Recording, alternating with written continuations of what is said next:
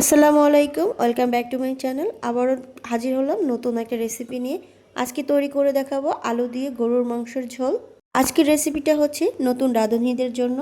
গরুর মাংস রান্না করার জন্য আমি এখানে হাড়সহ গরুর মাংস নিয়েছি 1 কেজি। এবার ভালো করে কেটে তারপরে ধুয়ে আমি পানি ঝরিয়ে নিয়েছি। আর এখানে নিয়েছি 4 থেকে 5টা আলু বড় বড় করে কেটে নিয়েছি। এবার রান্নার জন্য চুলায় একটা কড়াই বসিয়ে দিয়েছি, দিচ্ছি 1/2 কাপ তেল।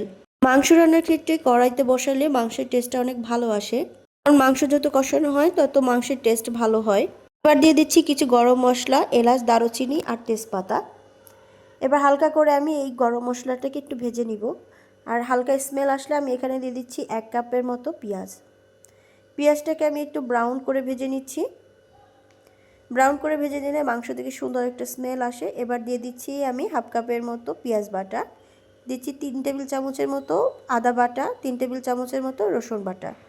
এবার খুব ভালো করে আমি মশলাটাকে একটু ভেজে নিচ্ছি, এতে করে মশলার কাঁচা স্মেলটা আর থাকবে না। এবার দিয়ে দিচ্ছি 2 টেবিল চামচের মতো গুঁড়ামরিচ, ঝালটা আপনাদের পছন্দ অনুযায়ী দিতে পারেন। আর এখানে দিচ্ছি আমি হলুদ 1 টেবিল চামচ। এবার অল্প একটু পানি দিয়ে আমি মশলাটাকে খুব ভালো করে কষিয়ে নিব। আর এরপর যে আমি দিচ্ছি 2 টেবিল চামচ লবণ। মশলাটাকে আমি খুব ভালো করে কষিয়ে নিয়েছি। এবার দিয়ে দিচ্ছি আমি গরুর মাংস। এখানে আমি 1 কেজির মতো গরুর মাংস দিয়েছি। এবার খুব ভালো করে মশলার সাথে মাংসটা আমি মিক্সড করে দিচ্ছি।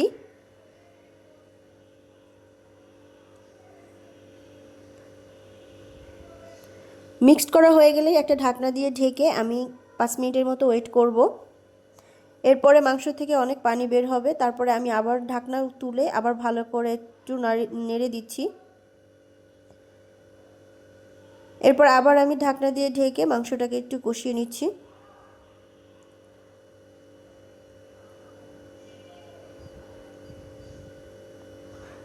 আর মাংস যখন ঝোলটা কমে আসবে এই পর্যায়ে আমি দিয়ে দিচ্ছি 1 টেবিল চামচ জিরা বাটা। তোমরা যদি মাংসে জিরা বাটা ইউজ করো সেই ক্ষেত্রে মাংস কষানোর সময় ইউজ করবে, এতে করে মাংসের স্মেলটা, বাজে গন্ধটা কিন্তু থাকে না। আর তোমরা যদি জিরা বাটা ইউজ না করে গুঁড়া জিরা দাও সেই ক্ষেত্রে এই পর্যায়ে 1 টেবিল চামচ গুঁড়া জিরা আর হচ্ছে ধনিয়া গুঁড়া দিয়ে দিবে। সেক্ষেত্রে মাংসের টেস্ট কিন্তু অনেক ভালো আসে। মাংস কষানোর সময় দিলে মাংসের গন্ধটা আর থাকে না। এবার খুব ভালো করে মাংস আমি কষিয়ে নিচ্ছি। গরুর মাংস যত কষানো হবে তত বেশি মজার হবে।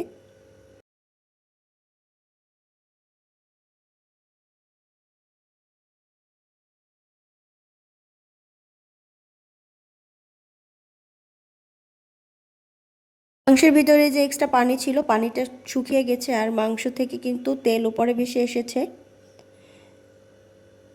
এই পর্যায়ে বুঝে নিতে হবে যে আমাদের মাংস কষানো শেষ। এরপর আমি একটু পানি দিয়ে দিচ্ছি মাংসটা সিদ্ধ হওয়ার জন্য। তোমরা চেষ্টা করবে একটু গরম পানি দিয়ে রান্না করার, এতে করে কিন্তু টেস্টটা ভালো আসে।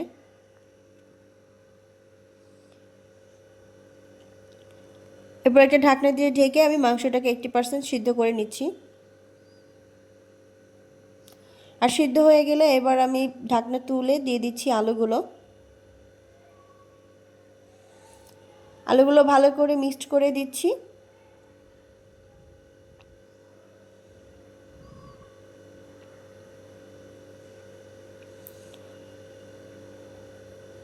আর এই পর্যায়ে আমি আবার দিয়ে দিচ্ছি 2 কাপের মতো পানি।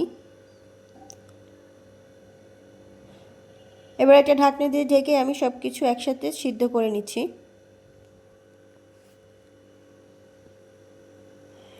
আর মোটামুটি সব কিছু সিদ্ধ হয়ে গেলে আমি এখানে দিয়ে দিচ্ছি 3 থেকে 4টা কাঁচামরিচ। আমি জাস্ট এখানে কাঁচামরিচটা দিয়েছি ফ্লেভারের জন্য। আর 1 চামচের মতো দিয়ে দিচ্ছি জিরা গুঁড়া। এবার খুব ভালো করে মিক্সড করে আমি ঢাকনা দিয়ে একটু ঢেকে দিয়ে দিচ্ছি, জাস্ট ফ্লেভারটা আসবে এই জন্য। এই পর্যায়ে ঢাকনা দিয়ে বেশিক্ষণ ঢাকার প্রয়োজন নেই, জাস্ট 2 থেকে 3 মিনিটের জন্য ঢেকে দিচ্ছি। আমার গরুর মাংসটা একদমই পারফেক্ট সিদ্ধ হয়ে গিয়েছে। এবার আমি একটা বাটিতে সার্ভ করে নিচ্ছি। তৈরি হয়ে গেল আমার আজকের রেসিপি, গরুর মাংস আলু দিয়ে ঝোল।